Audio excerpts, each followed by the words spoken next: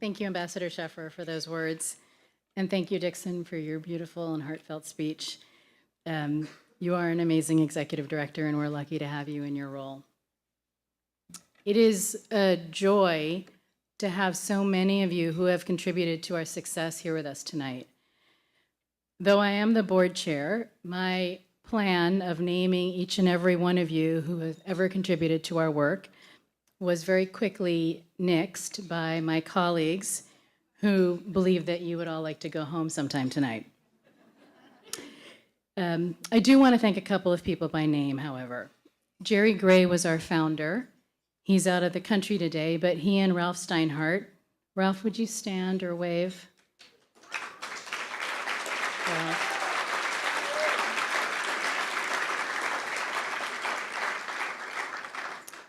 In 1998, they saw an impunity gap and they worked to create a solution. And we are so grateful for your initiative and your vision. I'd love to ask our clients, our current and former staff members, and current and former board members to either stand or wave your hands around.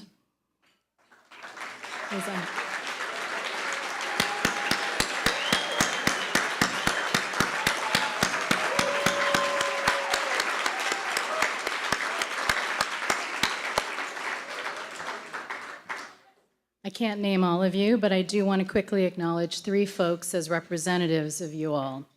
2 former executive directors who are in the room with us, Beth Von Schack, who was the interim ED in 2002 and 2003. Beth, will you wave your hand? Beth? And my dear friend Pamela Merchant, who was the executive director immediately preceding Dixon from 2005 to 2014. Pamela, where are you? In the back. And Carlos Mauricio, who's here with us from Washington, D.C. Carlos, where are you? Carlos. Carlos is one of CJA's clients in our 2002 landmark case in the 11th Circuit that held 2 Salvadoran generals liable for their crimes. This was one of the first times that a jury in a fully contested trial found perpetrators responsible for human rights abuses under the legal doctrine of command responsibility.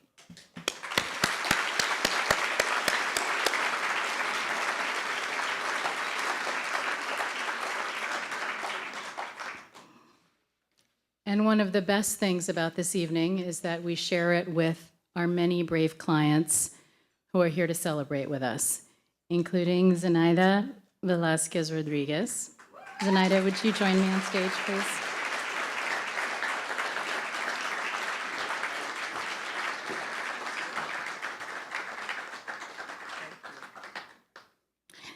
Zenaida is a pioneer in the human rights movement. As you saw in the film, her brother, Manfredo Velásquez, was 35 years old when he was abducted and disappeared by Honduran security forces. Zenaida was one of 6 plaintiffs in a civil suit that CJA filed against Juan López Grijalba, the former head of Honduran military intelligence. In 2006, the court held López Grijalba liable for torture, extrajudicial killings, and disappearances, and ordered him to pay $47 million to our 6 clients. Zenaida is someone who stands for many.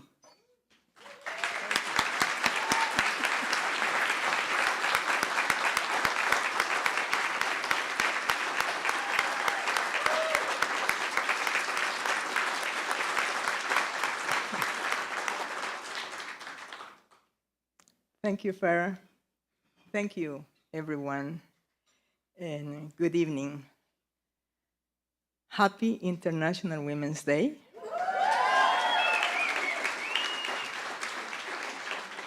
A day of struggle in many countries of the world. We don't celebrate like in a great party, we celebrate on the streets. Also, happy 20th anniversary to CJA, the Center for Justice and Accountability. We wish you many more years of existence and struggle side by side with the victims of injustice in many countries of the world.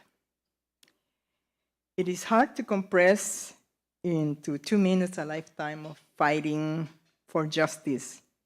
A lot will be missed. Dixon called this evening a family reunion, and I think that's a great way to describe what I feel standing with you here tonight. I am very happy to see, my first lawyer, Almudena Bernabeu. I saw her somewhere before. Oh.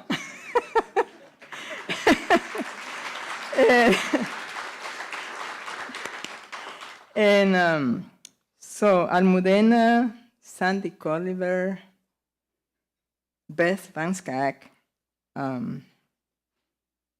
Jerry Gray, so many that are part of the history of CJA.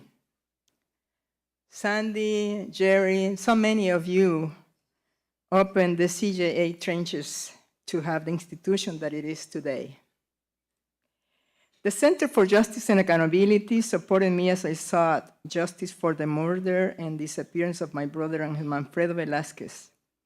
They listened and they cared. The defendant, Juan López Grijalva, was the former chief of military intelligence who controlled the death squads responsible for my brother's abduction and disappearance. My family endured a terrible loss. I said in the film that not knowing where my brother is buried is like having an open wound that continues bleeding today, to this moment, as you can see. At the time of my brother's abduction, the Center for Justice and Accountability didn't exist. Ironically, or perhaps by divine grace, CJA was founded the same year that Juan López Grijalva fled to Miami, escaping from the Honduran justice.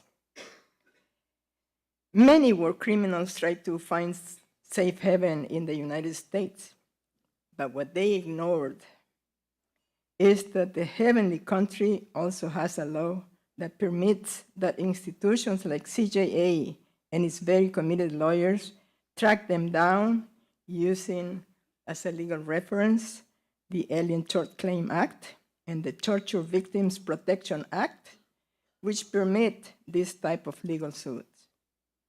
These two acts allow citizens and non-citizens to sue for violations of international law and for torture and summary executions. CJA helped me along with 5 other plaintiffs that included my nephew Ricardo and Oscar and Gloria Reyes file a civil lawsuit. The court, as you heard before, held López Grijalva liable for torture, extrajudicial killings and disappearances, and ordered him to pay $47 million to us. Of course, we did not receive a dime because he was able to transfer his properties to his family. However, money wasn't the reason we filed our lawsuit. Like so many who have suffered the wounds of justice and impunity, we wanted to have a court hear the truth and rule that what was done was wrong. We were also able to demonstrate that my government, Honduras, lied when they said that my brother was in another country or had joined a guerrillas group. This trial brought us a moral victory and helped us clean my brother's name. López Grijalva was deported and cannot come back to the US, and this is part of our moral victory.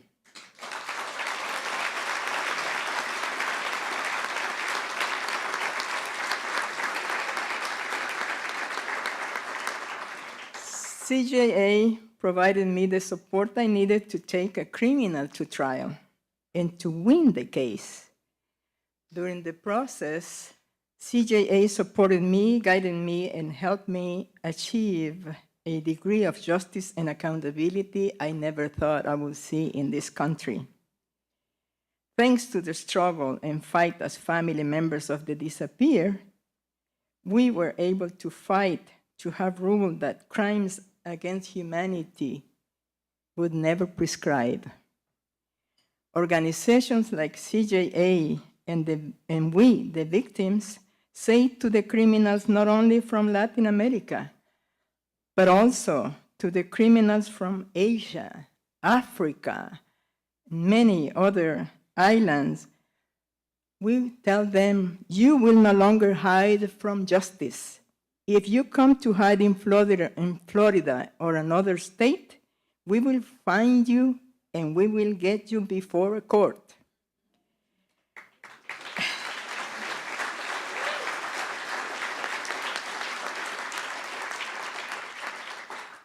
Sadly, in spite of all what we have fought for during the 80s era in my country, today, human rights abuses, extrajudicial killings, disappearances, and illegal detentions and torture, as well as impunity, continue to happen in Honduras. We need many more CJA-like institutions to help in the near future many more victims to come. The need is big, and we need smart, committed, and very compassionate lawyers to help us sit these criminals before a court, to have them pay for their crimes, and to say, never again.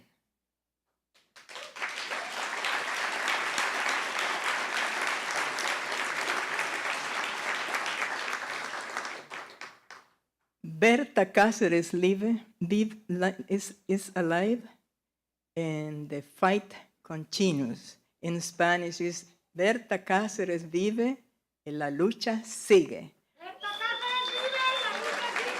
Berta, la lucha sigue. Fuera, fuera Juan Orlando Hernández de Honduras, our current dictator and criminal.